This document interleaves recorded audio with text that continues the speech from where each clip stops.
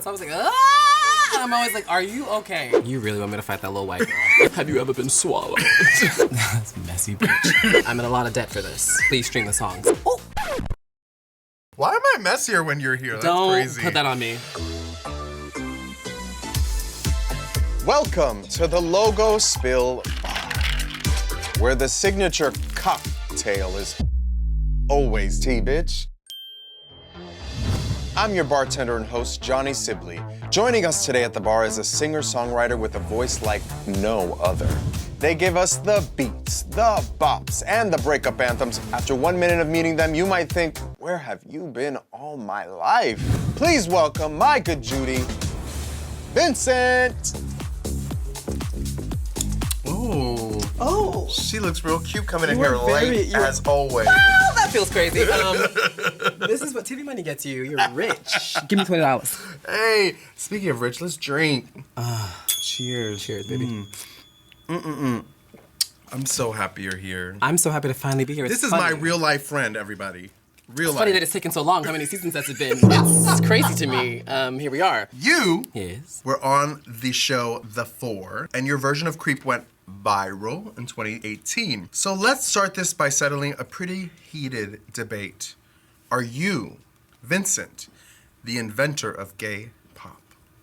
You really want me to fight that little white girl? It's crazy how you brought that up like this. This is nuts. No, I'm just a happy soldier in the army, and I don't want to be in control of any gay people. Ever. Literally ever.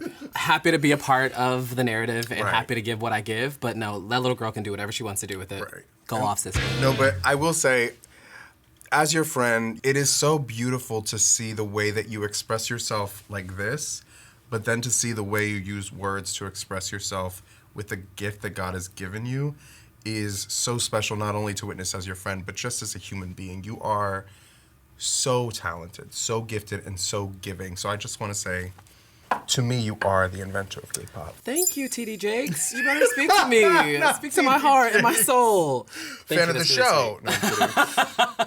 Have you ever been swallowed? Girl. Woo. Seriously, why do gays make better pop music? I mean, we have more fun.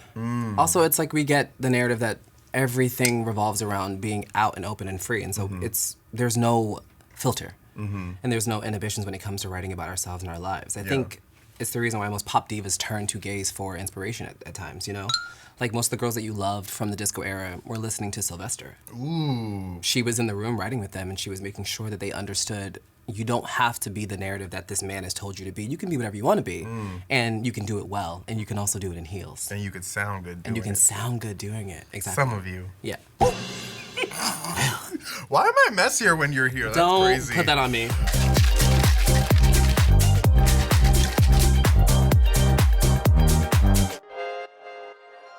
Your music deals with a lot of unrequited love, heartbreak, messy relationships. Track me. And as someone who has definitely cried listening to a lot of your music while going through a breakup, how does it feel knowing that you are the soundtrack to people's heartbreak sometimes? I mean, it's cathartic for sure. I think I write songs without the idea that someone else is going to be like healed from it, because like that's not why you do it. It happens later on. Yeah. But I learned from a teacher in college. I went to the Berklee College of Music. I'm a musician, babe. I'm in a lot of debt for this. Please stream the songs. But you learn that when people come into a room for a concert, your job as a musician or the person or artist on stage is to make sure that they leave a little bit lighter than they came in. I believe that everyone is having the same human experience, no matter where you are in the world. There's someone like in Lithuania sitting in a dark room being like, wow, this boy really me over, and I don't know how to like. Were you about to do a Lithuanian accent? I truly was. I've never been a day in my life. Couldn't tell you where it is on the map. But singer. There is someone there, singer, artist, performer, dancer. There is someone in the world who is going through the exact same thing that you are. You'll never meet them and you'll never know about it, but if you write about the thing you're going through, there's a chance that it may get to them. I don't know if you ever watched the Divas live. Always. You know when they're singing together and you're like, those are voices singing together. Do you ever sing with people and you're like, no, I have to get that last note? That's messy, bitch. It's just, you know, like as a non-singer, I'd like to know because sometimes I like the last word in a conversation. So do you ever want to be like, oh? I think there are moments where I'm on stage and I'm like, sure, I'd like to go toe to toe with this person. Yeah. Because I think that's healthy. Yeah. I think, but also the other person has to be okay with that. It's very much. Have you seen the Patti LaBelle interview where the guy asked her, "Do you ever like hold back on stage?" And she goes, "For who?" Which I love. She goes, "I have a gift, and if you can't, I'm not pulling it back because you don't want to pull up." So, but I don't go into singing with people that way. But I'm also like, if I'm in the zone, I'm in the zone. Yeah. I can't help that. Just like pull up. I'm sure there have been moments of people on stage with me and they're like, I wish this bitch would shut up and like lower her voice. And I'm like, well, that's too bad. Not gonna dim my I'm not gonna shine. do it, babe. All right.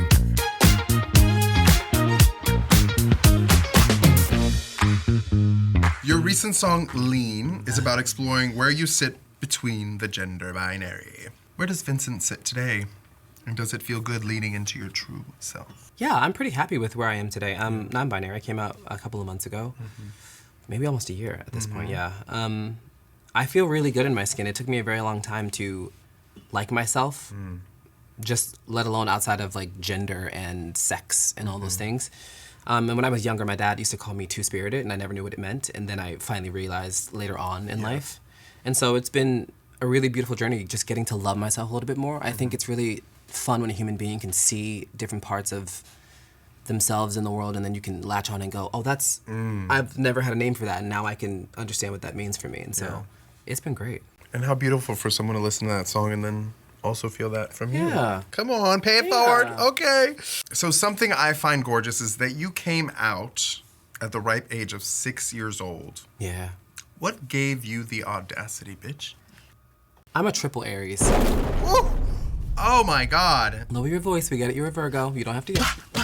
I grew up in a house of very loud and prideful people. Yeah. And I don't mean that in an arrogant way. My parents were amazing human beings. Yeah. And they made sure that we never felt othered in our home. It was very intentional for them to let us know that they were letting us figure out who we were. And so when I decided to have a boy over at 6 to like watch a movie and like drink a juice box, I was like, oh, it's a date. And my dad was like, huh? It's a what? And I was like, it's a date. He's coming over for a date and get the chips and like, let's make it happen. Like make it look cute. I mean, like later on in my life, they definitely sat me down. They were like, we were very uncomfortable because we didn't know how to like have that conversation with you.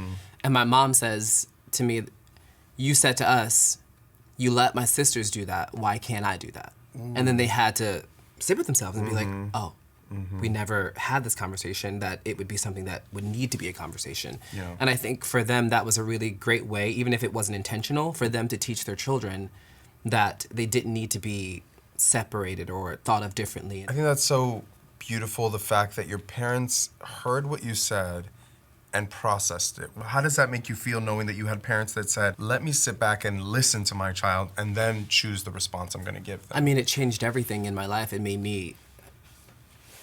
freed me, you know, and I think that's such an integral part of a childhood, is for the kid to feel like they can just live and come to the person who is the authority in the house and ask, is this wrong or is this right? Does this feel like something I should be doing? My mother was in foster care for most of her childhood, so she grew up raising herself. So she understood, you're gonna make decisions whether you want to or not, and whether I want you to or not. So let me just be the guideline. And my dad also grew up with a single mother, and so it was one of those things where he was out a lot, and my dad was in gangs and had a very crazy life, but raised himself and understood that if they're ever gonna figure this out, I'm here to let them know what's bad and what's good, but they have to do it on their own. And so it helped me make choices easily. It helped me be alive. Yeah. You know? Yeah. Well, recently you've lost your father a couple of years ago, and then you just recently lost your mom. Yeah. And, you know, you're one of the strongest people that I know. You're one of the most well-rounded and grounded people that I know. And, you know, I just want to know, what is it about not only you as a person, but your music that your parents instilled in you that you know going forward will set you apart?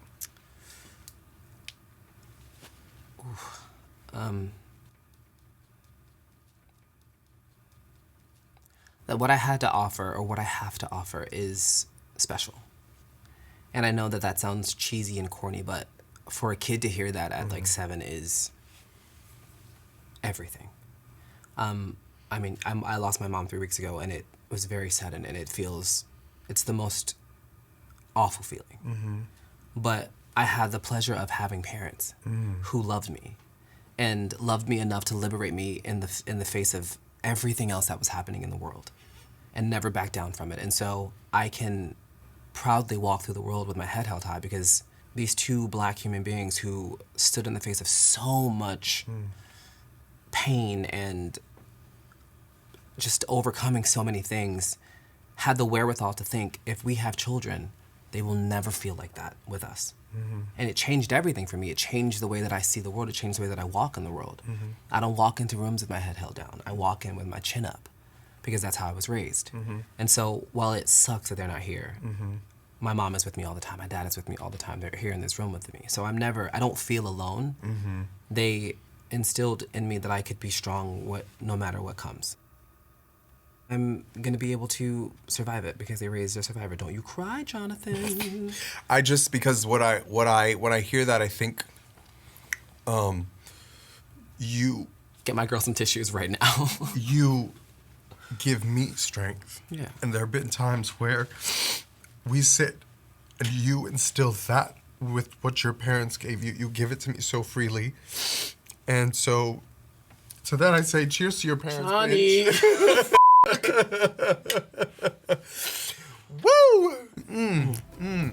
Thank you for that. All right, well, we needed a moment to get our makeup and thoughts together, but we're back. We're back, baby. Thank you, Iyanla. Thank you. Because if you do it to her, you can do it to me. All right. You mentioned on Twitter that lately it feels like you go out to kiss boys, but end up taking home a pizza. Tell me, what is a bitch putting on her pizza? First of all, when did I tweet that? Long ago. Yeah. Long ago. What's on I'm your a pizza? pepperoni girl. Okay. It's not complicated. Pineapple? No, grow up. It's enough. It's enough. Why? Because why? You're not from Hawaii. little You're not special. Enough. It's enough, okay? You don't need pineapple on your pizza. It's not doing anything for you. Okay. What about if you were to order a man, what would you put on him or them? Benefits, a job, a car, a house of their own, no kids. No kids. Yeah. Okay. We can have kids, but I'm not watching your kid. If it ain't come from me, I'm not watching Exactly. it. Also, when you bring someone home, do you allow them to stay over? You are really jumping the gun there if you think that I'm bringing people to my house. This is a private residence. I will not be. Travels. Yeah. Yes. I have to trust you to have you in my house. Not to say that I'm the most trustworthy person. Because if you have nice things, I'm going to steal Vincent, them. steals, takes things, borrows. I have to really trust you to be in my home because that's my calm space. And so just having random people in my house is just not, you know me. I don't like a visitor. I don't like to show up and ring my doorbell because I'll sit at the door and just look at you.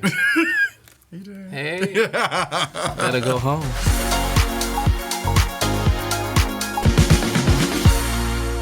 From Aretha Franklin's Beautiful Gowns to Whitney Houston when she says, I listen to singers. I very rarely listen to people who cannot sing. I want to play a little game Okay. that I like to call Singer or Beautiful Gowns. Okay. Madonna. Singer. Okay. Ashley Simpson. Beautiful gowns. Celine Dion. Singer. Artist. Icon. Mother of the universe. J-Lo. Beautiful gowns. Wow. You asked me You what she know is that's my singer. girl, so. You asked me what she is. Okay, singer. right. Victoria Monet. Singer. Victoria Beckham. Beautiful gowns. But, fun fact. Uh-huh. Victoria Beckham wrote Resentment that Beyonce sang. I wonder if she wrote that about David. I'm gonna mind my business. Okay. Charlie XCX. Singer. Okay. Because I heard Charlie's demos before I heard all the new stuff. She can sing. Selena Gomez. Beautiful gowns. Selena. Singer. Singer, babe. Johnny Sibley. Beautiful gowns. You do this thing where you sing, and I don't know what it is. Patti LaBelle takes over you, and it's always the longest note. And I don't know I don't know why you do it. It's always like, ah! And I'm always like, are you okay? But listen, we love a vocal. I love that. You heard it here first. I have beautiful gowns.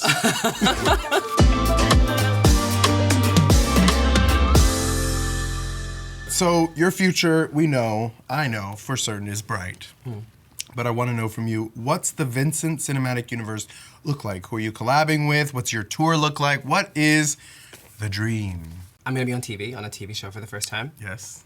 Sex Lives of College Girls. Yes. So that is gonna be great. I want to go into acting, but I also want to be good at it. I don't believe in going into a medium without doing she the wants training. to come into my job. She's in it. She's currently in it. But I am appearing on the show as myself, which is really fun. Actors have the worst jobs in the world. You're just sitting around for hours and hours on end, which is really unsettling. But the moment I got to be on set, the cast was so nice. They were all so sweet. They asked me what I wanted, and I got to actually do that. So that, I think, is unheard of. And so it was really cool for me to feel like I was in control of my own narrative for that moment. So it'd be really fun. Well, you are Vincent. Tea. That is very much tea. Yes. Yes, it is. Yes, it is. It's so funny, yeah. We will be watching Stream Sex Lives of College Girls.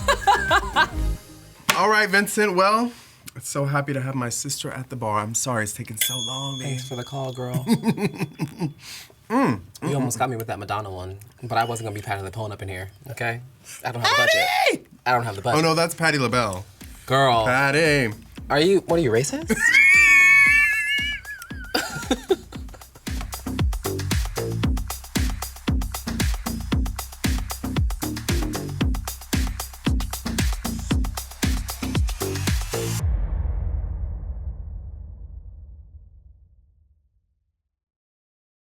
You're watching Logo Spill. Please subscribe. Do it now, baby. Yes! You and my yes.